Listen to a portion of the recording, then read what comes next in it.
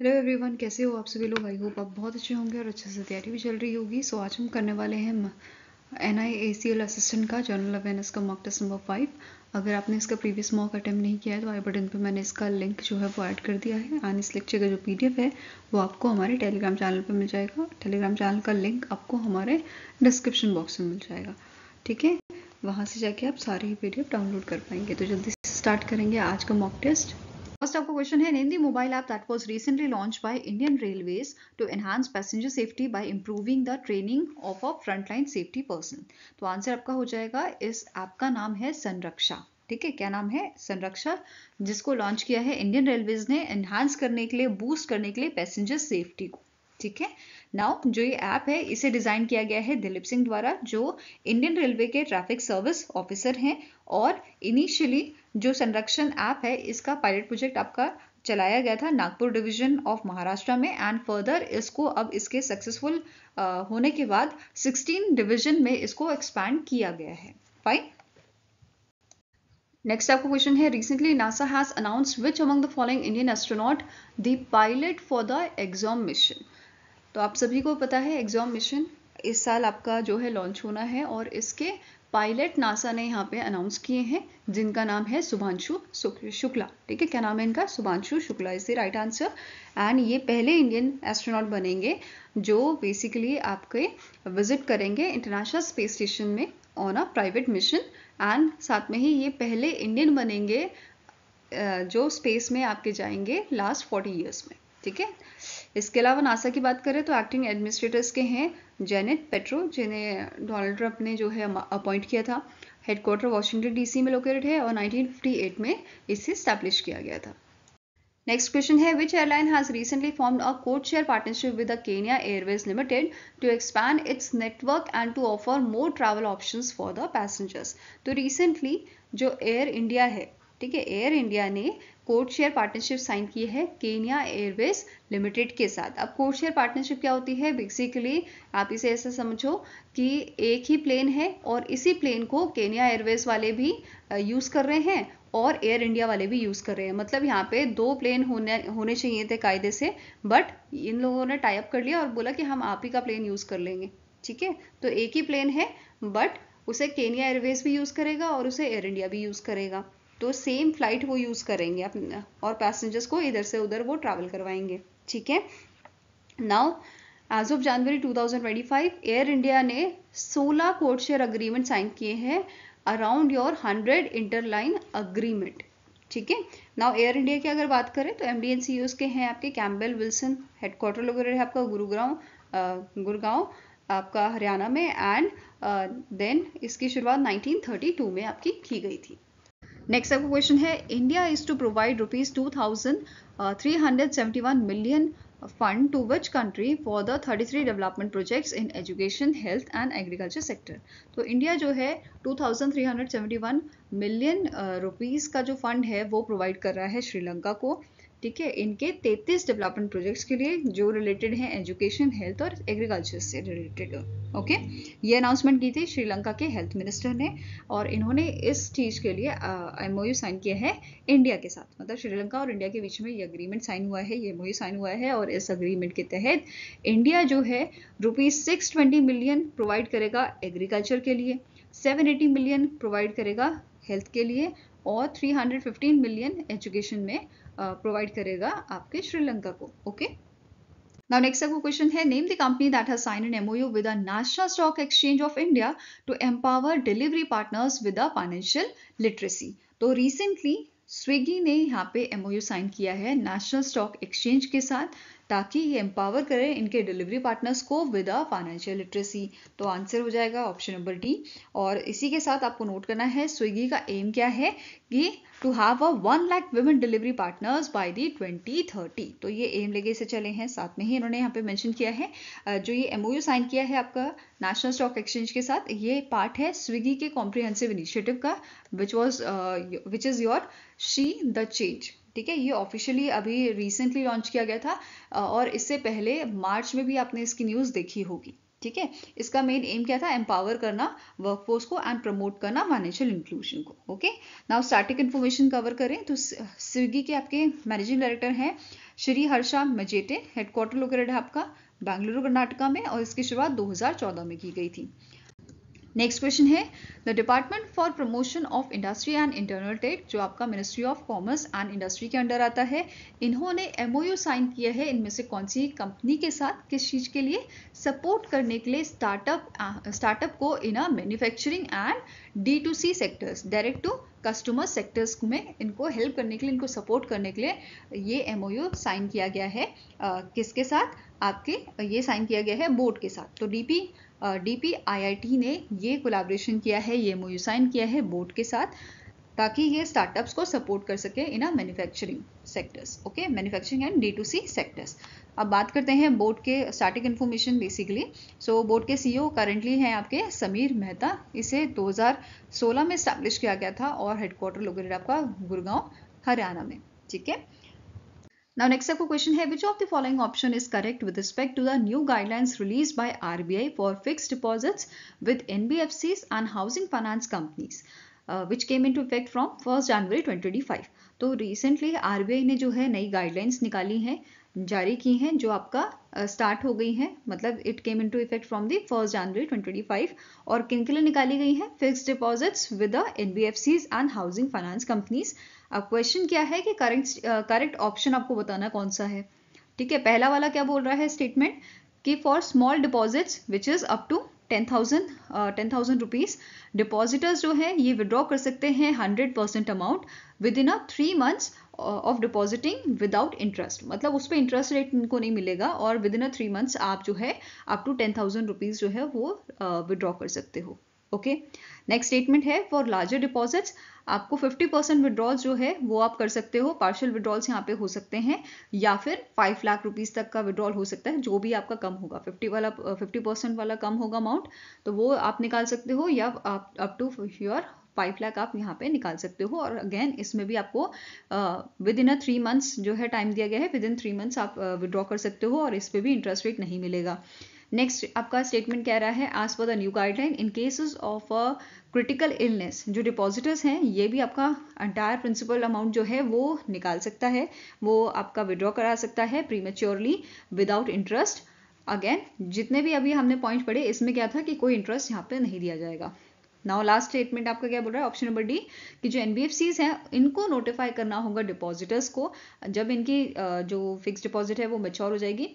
ठीक है, तो उसके लिए इनको जो है मेच्योरिटी डिटेल्स इनको बतानी होगी, डिपॉजिटर्स को बतानी होगी before 2 weeks of a maturity date. ठीक है, मेच्योरिटी डेट से 14 दिन पहले इनको जो है मेच्योरिटी डिटेल बतानी होगी डिपॉजिटर्स को कि भाई आपकी जो फिक्स डिपॉजिट है वो मेच्योर हो गई है। Okay, and last statement says all are correct. तो सारे स्टेटमेंट जो दिए गए हैं, सारे ऑप्शन आपको जो दिए गए हैं वो सारे करेक्ट हैं।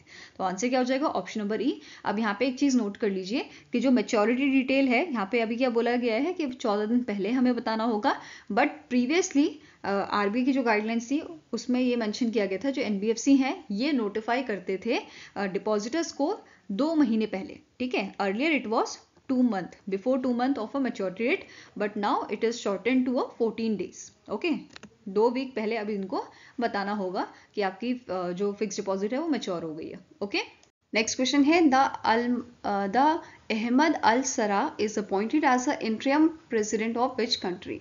तो इनमें से कौन सी कंट्री हैं जिसके ये इंटरिम प्रेसिडेंट आपके बनाए गए हैं, जिनकी इमेज आप यहाँ पे देख रहे हो, अहमद अल सरा। Answer is option number E, that is Syria. Syria के ये इंटरिम प्रेसिडेंट आपके बनाए गए हैं। ठीक है, और इन्होंने रिप्लेस किसे किया है, इनका नाम है बशर अल असद। ओके, सीरिया की बात करें, कैपिटल इसकी है डेमस्कस और करेंसी क्या है, सीरियन पाउंड। नेक्स्ट आपको क्वेश्चन है, where was the India's first glass bridge inaugurated. तो इंडिया का पहला ग्लास ब्रिज जो है वो आपका इनॉग्रेट किया गया है तमिलनाडु के कन्याकुमारी में। ठीक है, कहाँ पे इनॉग्रेट किया गया है, तमिलनाडु में इनॉग्रेट किया गया है, और जो तमिलनाडु के CM है MK स्टैलिन, इनके द्वारा इसे इनॉग्रेट किया गया था। जो आपका सिल्वर जुबली सेलिब्रेशन था तिरुवल्लुर स्टैच्यू इंस्टॉलेशन का, उसके दौरान इसे जो है इनॉग्रेट किया गया था, एंड ये इंडिया का पहला ग्लास ब्रिज है। ओके, ये ब्रिज जो है ये कनेक्ट करेगा विवेकानंद रॉक मेमोरियल को तिरुवल्लुर स्टैच्यू के साथ, जिसको रिसेंटली जो है एम के स्टैलिन जी ने डिक्लेयर किया है स्टैच्यू ऑफ विजडम। तो अभी से स्टैच्यू ऑफ विजडम के नाम से जाना जाएगा। नाउ बात करें ब्रिज की, तो ब्रिज की लेंथ कितनी है? 77 मीटर की लेंथ है, विड्थ है 10 मीटर की, और इसे बिल्ड किया गया है 37 करोड़ की लागत से। Okay, Next is name the organization that has signed an MOU with the Apollo Microsystem Private Limited for a defense and aerospace collaboration। तो इनमें से कौन सी आपकी ऑर्गेनाइजेशन है जिसने 5 साल की पार्टनरशिप यहाँ पे की है, MOU साइन किया है Apollo Micro System Private Limited के साथ for the defence and aerospace collaboration? तो answer is option number B, that is Garden Reach Ship Builders and Engineers Limited द्वारा ये अग्रीमेंट आपका साइन हुआ था। नाउ स्टैटिक इन्फॉर्मेशन भी कवर करेंगे। जो आपका Garden Reach Ship Builders and Engineers Limited है, इसके कारण CMD है आपके PR हरी। इसे 1884 में स्टैब्लिश किया गया था और हेडक्वार्टर लोकेटेड है कोलकाता वेस्ट बंगाल में।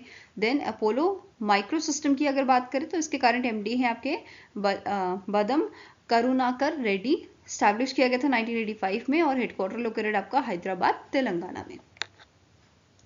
नेक्स्ट क्वेश्चन है Horst Keller, the former German president, recently in February passed away. He served as a managing director of Dash in 2000.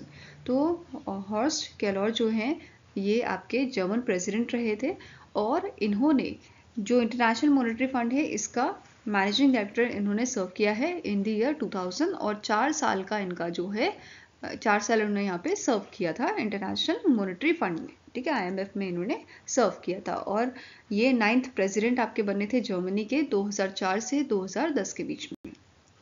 Next question है which country has officially joined the Asian Development Bank as its 69th member 20th non regional member.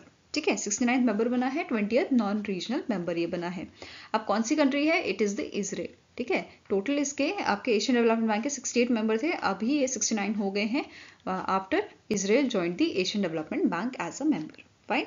अब membership requirement की बात करें तो पहला आपका जो requirement है, पहली कंडीशन जो है कि अगर कोई भी मेंबर बनता है एशियन डेवलपमेंट बैंक का तो वो आपका मेंबर होना चाहिए United Nation Economic and Social Commission for Asia and Pacific और a non regional developed country. ठीक है, तो ये आपका पहला पॉइंट है। दूसरा क्या बोल रहा है?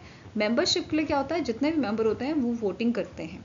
ठीक है, जो भी आपका एग्जिस्टिंग मेंबर कंट्रीज होंगी वो उसका अप्रूवल जो है रिक्वायर्ड होता है इस मेंबरशिप के लिए। तीसरा पॉइंट है कि जो भी आपकी ऑपरेशनल पॉलिसीज हैं उसको फॉलो करना है, ये थर्ड पॉइंट आपका है। तो पहला मेंबर होना चाहिए आपका UN एस्केप का। दूसरा जो आपकी एग्जिस्टिंग मेंबर कंट्रीज हैं वो अप्रूवल देंगी तभी वो पास होगा। ठीक है, तीसरा कि जो एप्लीकेंट है, जो मेंबर आपका है, वो सारी बातें माने एशियन डेवलपमेंट बैंक की ऑपरेशन पॉलिसीज की। क्लियर है? Now next question है, in February 2025 the RBI imposed penalty of rupees 26.70 lakh on which bank for deficiencies in adhering to the customer service in banks। तो इनमें से कौन सा bank है जिस पे RBI ने पेनल्टी अभी लगाई है 26.70 लाख की? तो आंसर आपका हो जाएगा it is this penalty is impose on the India Post Payment Bank. ठीक है, answer is option number B. इसके अलावा जो आपका ESAF स्मॉल फाइनेंस बैंक है इसमें भी पेनल्टी लगी है 65 लाख की। एंड आपका एक NBFC है Chennai based NBFC Aptus finance India private limited, इस पे भी आपका 3.10 लाख का पेनल्टी लगाया है RBI ने।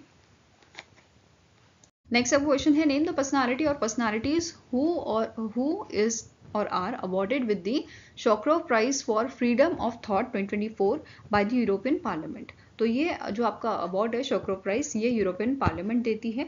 ठीक है, जो भी ऐसे इंडिविजुअल्स होते हैं या ऑर्गेनाइजेशन होती हैं जो ह्यूमन राइट्स के लिए अच्छा काम करती हैं।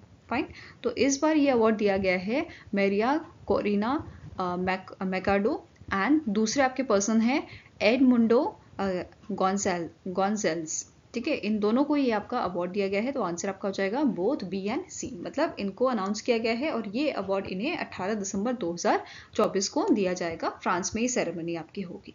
क्लियर है? नाउ अवार्ड की बात करेंगे तो 1988 में इसे स्टैब्लिश किया गया था। एनुअली अवार्ड दिया जाता है by the European Parliament organisation या इंडिविजुअल्स को। ठीक है, अब जो ये अवार्ड है ये किसके नाम पे रखा गया था? सोवियत फिजिसिस्ट जिनका नाम है एंड्री शोक्रोव। और 2023 के अवॉर्डीज आपके कौन से हैं? ईरान की Jina Mahsa Amini and women life freedom. Clear है? नेक्स्ट आपको क्वेश्चन है, according to the Crisil rating limited latest report, India GDP is projected to grow by %% in a financial year 2026। तो as per the Crisil rating, India की जो GDP है वो financial year 2026 में आपकी रहेगी 6.5%, ऐसा क्रिसल्स की रिपोर्टिंग में जो है आपका बताया गया है। इसके अलावा जो आपका करंट अकाउंट डेफिसिट है ये मेंशन किया गया है कि ये आपका इंक्रीज होगा 1.3% से। कस्टमर प्राइस इंडेक्स आपका रहेगा 4.4%, ठीक है, इतना तक ये जाएगा। एंड फिस्कल डेफिसिट का बताया गया है 4.4% का, ठीक है। नाउ स्टार्टिंग इन्फॉर्मेशन देखें तो क्रिसल्स रेटिंग लिमिटेड के आपके एमडी हैं सुबोध रॉय। हेडक्वार्टर लोकेटेड है इसका मुंबई महाराष्ट्र में और 1987 में से आपका स्टैब्लिश किया गया था। नेक्स्ट आपको क्वेश्चन है, the union minister Rajiv Ranjan has launch India's first organic fisheries cluster in which state. तो इनमें से कौन सा स्टेट है जिसमें इंडिया का पहला ऑर्गेनिक फिशरीज क्लस्टर आपका लॉन्च किया गया है? ऐसा क्लस्टर जहां पे आपका अवॉइड किया जाएगा केमिकल्स को यूज करना, इको फ्रेंडली प्रैक्टिसेस यहाँ पे आपकी जो है यूज की जाएंगी, प्रैक्टिस की जाएंगी, ठीक है। तो answer here is option number C, that is Sikkim के सिरोंग डिस्ट्रिक्ट जो है वहां पे इस ऑर्गेनिक फिशरीज क्लस्टर को लॉन्च किया गया है। इसके अलावा जो यूनियन मिनिस्टर है राजीव रंजन जी, इन्होंने 50 नए प्रोजेक्ट्स जो हैं वो भी लॉन्च किए हैं अंडर दी प्रधानमंत्री मत्स्य संपदा योजना, एंड इसका टोटल कॉस्ट आपका है 50 करोड़ रुपीस का, ओके। एंड ये आपका अरुणाचल प्रदेश और मिजोरम को छोड़ के बाकी जो नॉर्थ ईस्टर्न स्टेट्स हैं वहां पे आपके प्रोजेक्ट्स जो हैं लॉन्च किए गए हैं, ठीक है। नेक्स्ट आपका क्वेश्चन है, which country has eradicated the sleeping sickness as a public health issue as announce by the WHO। तो रिसेंटली WHO द्वारा अनाउंस किया गया था कि जो गिनी कंट्री है, ठीक है, गिनी कंट्री ने इरेडिकेट किया है स्लीपिंग सिकनेस को as a public health issue, ठीक है। WHO ने क्या अनाउंस किया था कि गिनी कंट्री ने सक्सेसफुली इरेडिकेट किया है गैम्बेनीज, दो टाइप की बेसिकली ये डिजीज आपकी होती है, गैम्बेनीज और दूसरी होती है रोडीसेंस, दो टाइप की होती हैं। और इसमें से आपका जो गैबिनेंस वाला पार्ट है या गैबिनेंस वाला टाइप है उसको इरेडिकेट किया है इन्होंने, गिनी कंट्री ने से इरेडिकेट किया है। बेसिकली जो डिजीज होती है ये डिजीज में फीवर आता है, हेडेक्स होते हैं, ठीक है, जॉइंट्स में पेन होता है, साथ में ही इंसान, आप ऐसा समझो जैसे एक जुकाम में हालत खराब हो जाती है ना बंदे की, सोचना मतलब करना कुछ चाहता है पर दिमाग काम नहीं करता है, तो उस टाइप के सिम्टम्स भी यहाँ पे देखने को मिलते हैं।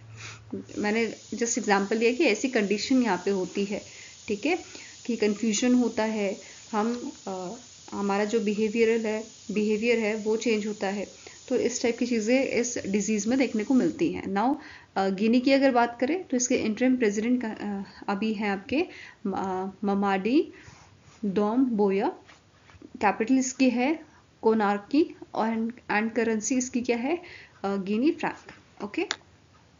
नेक्स्ट आपका क्वेश्चन है, the NPCI has announce stricter compliance for the UPI transaction banning special character in a transaction IDs from dash.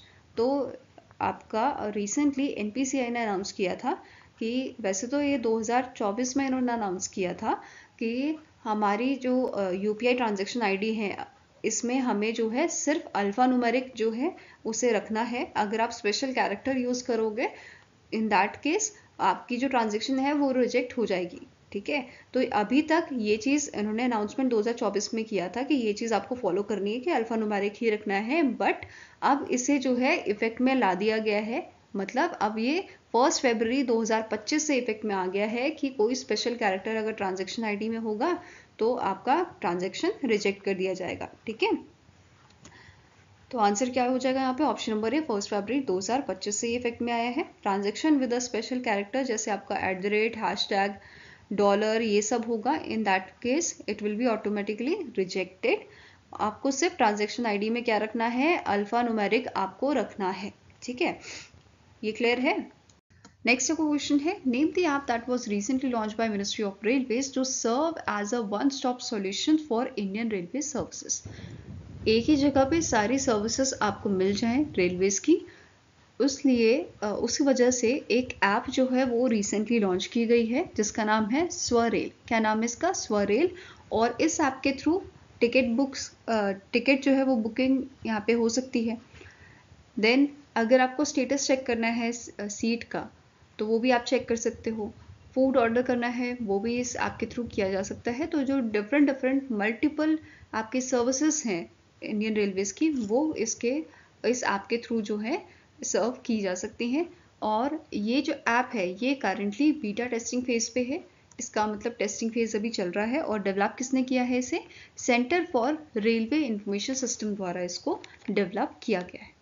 Next आपको क्वेश्चन है, the Central Zoo Authority under the ministry of environment, forest and climate change has approved the proposal to set up India's first white tiger breeding centre. Now question here is कि ये जो white tiger breeding centre है ये कहाँ पे setup किया जाएगा, कौन से स्टेट में? तो answer here is option number B, that is Madhya Pradesh के। ये आपका जो गोविंदगढ़ एरिया है इन दी रेवा डिस्ट्रिक्ट ऑफ मध्य प्रदेश, वहाँ पे ये सेटअप किया जाएगा। ठीक है। नाउ सेंट्रल जू अथॉरिटी की बात करें तो इसके करंट चेयरमैन है हमारे union minister Bhupendra Yadav. Headquarter located है इसका न्यू दिल्ली में एंड 1992 में से स्टैब्लिश किया गया था। Now next is, which insurance company has launched the Promise for Future, a non-linked participating plan that provides policyholder with a combination of a life protection and saving? तो इनमें से कौन सी आपकी कंपनी है जिन्होंने प्रॉमिस फॉर फ्यूचर प्लान जो है आपका लॉन्च किया है recently? It was launch by the Canara HSBC life insurance company. ठीक है, किसने लॉन्च किया है इसे? Canara HSBC life insurance company ने, जिसके करंट MD एंड CEO कौन है? इनका नाम है अनुज माथुर एंड इसके हेडक्वार्टर लोकेटेड है आपका गुरुग्राम हरियाणा में। फाइन। अब जो प्रॉमिस फॉर फ्यूचर है इस प्लान के दो आपके वेरिएंट है, एक तो सेविंग फॉर फ्यूचर है एंड इनकम फॉर फ्यूचर है। ठीक है, यहाँ पे आप इनके बारे में डिटेल में देख सकते हो। जैसे यहाँ पे डेथ बेनिफिट में क्या बोला है, सम अश्योर्ड यहाँ पे दिया जाएगा, प्लस एक्योर्ड एनुअल बोनस अगर कोई है, then plus interim annual bonus subject to minimum surrender value payable. And यहाँ पे क्या मेंशन किया गया है, 105% of total premiums paid till the date of the death. Fine. Maturity benefit यहाँ पे क्या है, guaranteed sum assured on maturity, guaranteed loyalty addition, then आपको इसमें एक्योर्ड एनुअल बोनसेस मिलेगा, प्लस यहाँ पे आपको फाइनल बोनसेस, एनुअल बोनस के साथ यहाँ पे फाइनल बोनस, और on payment of the benefit the policy will be terminated. ठीक है। देन नेक्स्ट है आपका इनकम फॉर फ्यूचर। इसमें क्या बोला गया है, सम अश्योर्ड है on the death, plus accrued annual bonuses जैसे पहले था आपका। ठीक है, प्लस यहाँ पे क्या बताया गया है कि प्लस इंटरम एनुअल बोनस अगर डिक्लेयर किया गया है, and plus interim cash bonus भी यहाँ पे दिया जा सकता है। Fine. Now subject to minimum of surrender value payable, 105% यहाँ पे टोटल प्रीमियम्स पेड रहेगा till the date of death. Fine. Then यहाँ पे क्या बोला गया है, plus balance in deferred survival benefit if any. Survival benefit क्या है, the end of the PPT you will get a guaranteed survival benefit. Each year after the end of PPT you will get guaranteed income plus cash bonus if any at the end of each policy year. Fine. Maturity benefit यहाँ पे क्या है, एक तो 100% guaranteed sum assured यहाँ पे दिया जाएगा on maturity, plus accrued annual bonuses, and on payment of this benefit the policy will terminate and all the benefits will cease to exist thereafter. Fine. ये पूरा डिटेल हमने इनकी साइट से ही लिया हुआ है। क्लियर है। नेक्स्ट क्वेश्चन है, which state has launched a Sugam app for online property registration?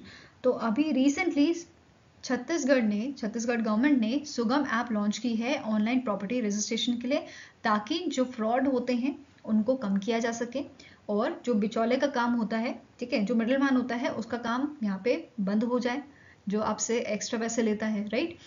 तीसरा, आप घर बैठे बैठे अपना काम कर सकें, है ना। तो 3 चीज़ों का फायदा आपको हो जाएगा इस ऐप के थ्रू।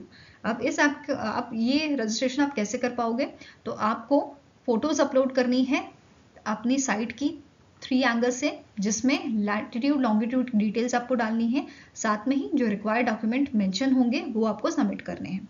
दूसरा, विद इन 15 डेज जो रजिस्ट्रेशन ऑफिसर है वो आपको यहाँ पे वेरीफाई करेगा एंड थ्रू नेट बैंकिंग आप यहाँ पे पेमेंट कर पाएंगे। क्लियर हुआ। नेक्स्ट क्वेश्चन है, as per the recently released report 2024 Global Nature Conservation Index, that is NCI, India has ranked dash among 180 countries across the world. तो इस रिपोर्ट में या इस इंडेक्स में टोटल 180 कंट्रीज को इंक्लूड किया गया था, जिसमें से इंडिया की जो रैंकिंग है वो है 176। ठीक है, इंडिया की कितनी रैंक है? 176 रैंक है। और टोटल ये जो रैंकिंग होती है टोटल 25 पैरामीटर्स पे बेस होती है, बट इसमें से 4 आपके मेन है पैरामीटर्स। कौन कौन से हैं? जिसमें इंडिया की परफॉर्मेंस भी हम देख लेते हैं। पहला पैरामीटर है लैंड मैनेजमेंट। इंडिया की परफॉर्मेंस इसमें है 154 एंड इसका स्कोर इंडिया का इसमें है इस कैटेगरी में 42। ठीक है। सेकेंड है आपका parameter capacity and governance with a position of 115 and a score of 60 out of 100। Then 133rd position India की रही है फ्यूचर ट्रेंड्स में एंड स्कोर है 35। देन नेक्स्ट आता है थ्रेट टू बायोडाइवर्सिटी, इसमें इंडिया का स्कोर है 54 with a rank of 177th position. ये क्लियर है। और जो रैंकिंग है आपकी, ये आपकी फर्स्ट एडिशन है, ये इनॉग्रल एडिशन है global 2024 global nature conservation index का। फाइन। अब कुछ कंट्रीज जो इंडिया से रिलेटेड है, इंडिया के साथ न्यूज में रहती हैं, उनकी रैंकिंग भी देख लेते हैं। जैसे चाइना हो गया 164th rank, Bhutan 15th rank, Bangladesh 173rd, Myanmar 167th, Pakistan 151, Sri Lanka with 90th position and Nepal with 60th position. Whereas यहाँ पे टॉप किसने किया है? लग्जमबर्ग ने यहाँ पे टॉप किया है, followed by Estonia, Denmark, Finland, UK, Zimbabwe, Australia, then Switzerland, Romania and Costa Rica. तो ये आपकी बेस्ट परफॉर्मेंस कंट्रीज रही हैं। और ये इंडेक्स रिलीज करने वाली कौन सी ऑर्गेनाइजेशन है, डेवलप करने वाली कौन सी ऑर्गेनाइजेशन है? It is Goldman Sonnenfeld School of Sustainability and climate Change. इस ऑर्गेनाइजेशन ने इसे डेवलप किया है, जिसका हेडक्वार्टर आपका इजराइल में लोकेटेड है, और इसे स्टैब्लिश किया गया था इस ऑर्गेनाइजेशन को 2022 में। वेयरएज अब यहाँ पे वर्स्ट परफॉर्मेंस की अगर हम बात करें तो इंडिया जो है इस लिस्ट में शामिल है, क्योंकि इंडिया जो है टॉप 5 वर्स्ट परफॉर्मर रहा है इस इंडेक्स में। इंडिया की रैंक कितनी है यहाँ पे? 176। और लास्ट 180 रैंक किसकी है? किरीबाटी। देन आपका टर्की है, Iraq, Micronesia, then Togo, Bahrain, Bangladesh, then आपका लेबनान, मार्शल आइलैंड, ये सारे आते हैं वर्स्ट परफॉर्मेंस की लिस्ट में। Next is, recently in November, how many coastal villages in Odisha were recognized as a tsunami ready by the Intergovernmental Oceanographic Commission, that is IOC of UNESCO during the second global tsunami symposium जो आपका Indonesia में हुआ था।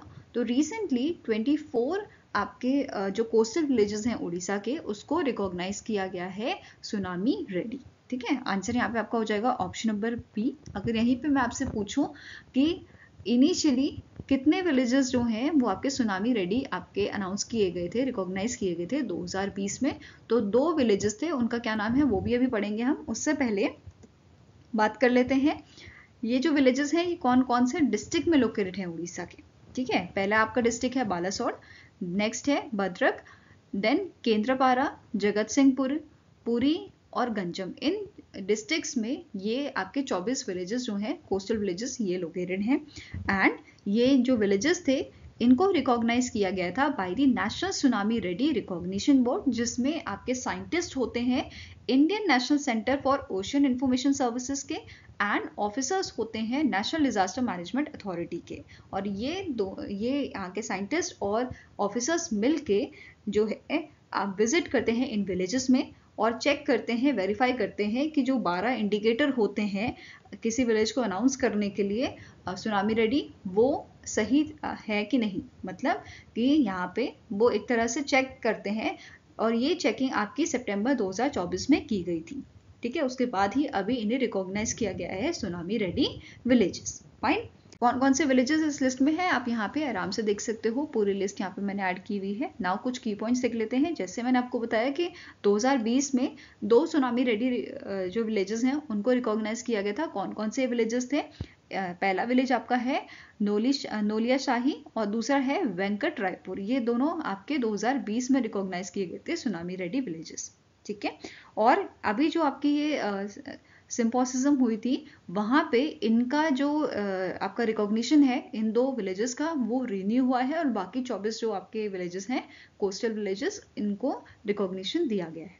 ये clear है। इसके अलावा second point क्या बोल रहा है?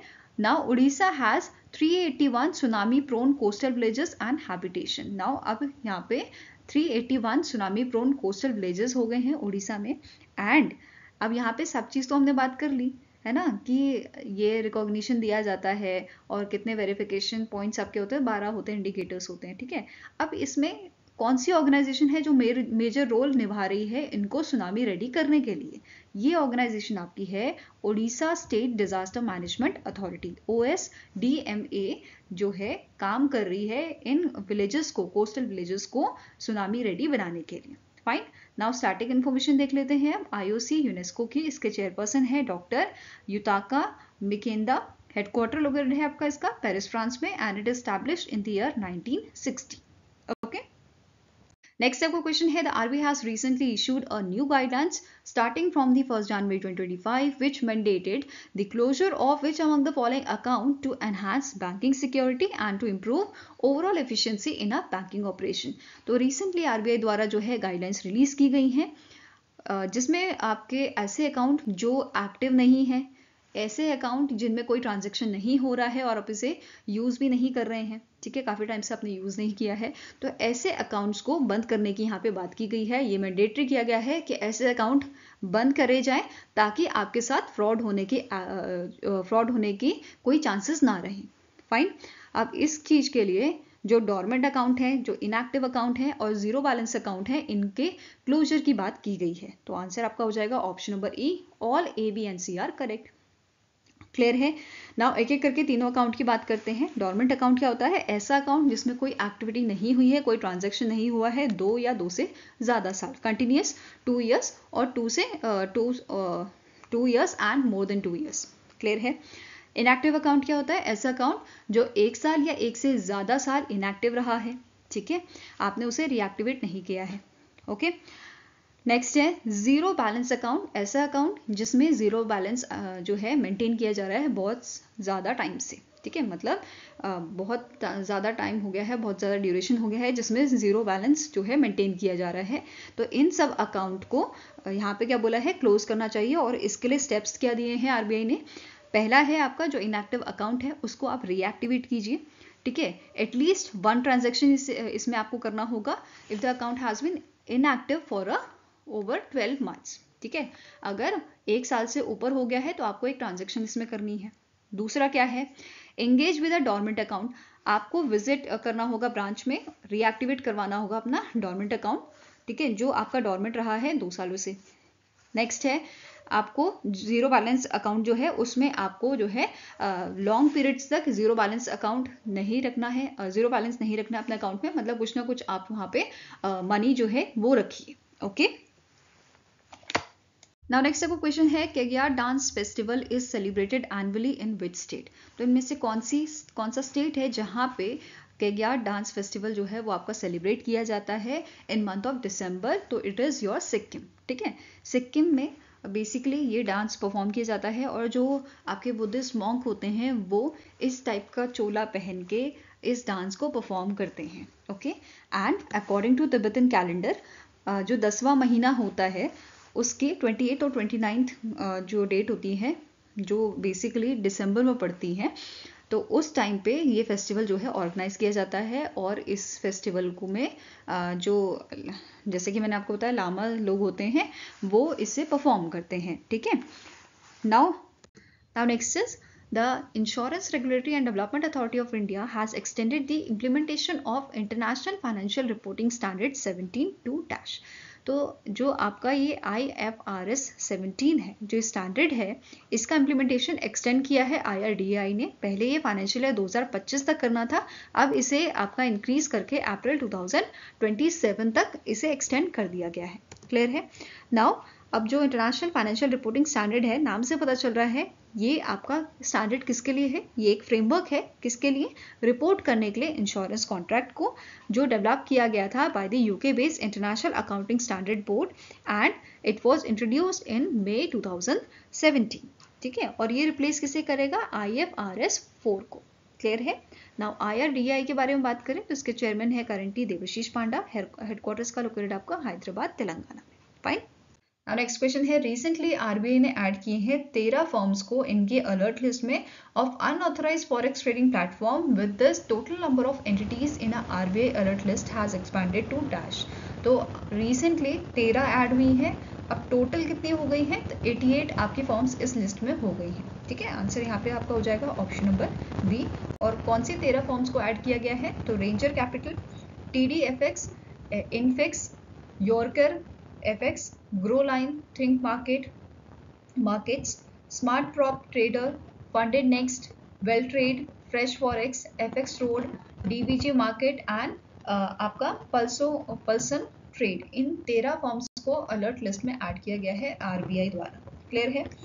नेक्स्ट आपका क्वेश्चन है, which organisation has sign an MOU with the Tiruchirappalli district tiny and small scale industries association to foster mutual cooperation and support local industries. तो इनमें से कौन सी ऑर्गेनाइजेशन है जिसने MOU साइन किया है Tiruchirappalli district tiny and small scale industries association के साथ सपोर्ट करने के लिए लोकल इंडस्ट्रीज को? तो इट इज़ योर SIDBI। कौन सी ऑर्गेनाइजेशन है? It is small industries development bank of India, that is SIDBI ने ये MOU इनके साथ साइन किया है। और इस MOU के तहत ये 450 अराउंड 450 मेंबर्स जो हैं उनको सपोर्ट करेंगे।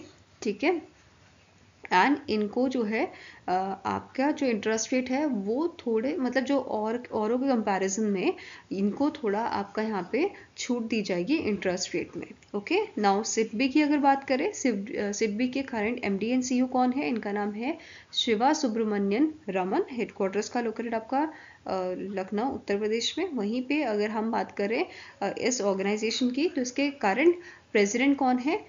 P राजप्पा, और इसका हेडक्वार्टर आपका तमिलनाडु में लोकेटेड है। आई होप गाइस आपको ये वीडियो पसंद आया हो। पसंद आया तो लाइक एंड शेयर जरूर कीजिएगा और हमारे साथ जुड़ने के लिए हमारे चैनल को सब्सक्राइब कीजिएगा। अगर आपके कुछ सजेशन है तो आप हमें मेल कर सकते हो या फिर आप हमें कमेंट सेक्शन में लिख सकते हैं। इससे मिलेंगे ऐसे ही नेक्स्ट वीडियो के साथ। Till then take care, have a nice day and all the best for your preparations.